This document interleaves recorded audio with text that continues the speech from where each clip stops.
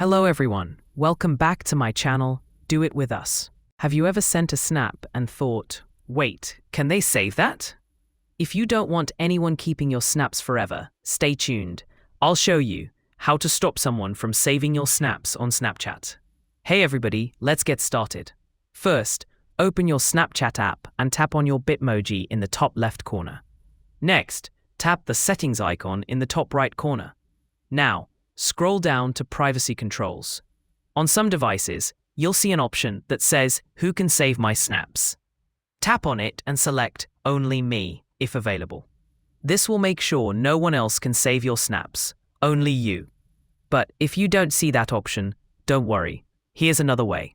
Go back to the camera screen and take a snap. On the right side, you'll see several icons. Scroll down until you find Loop or Just Once. Click on it. Here you select that, how much time snap is shows to other person.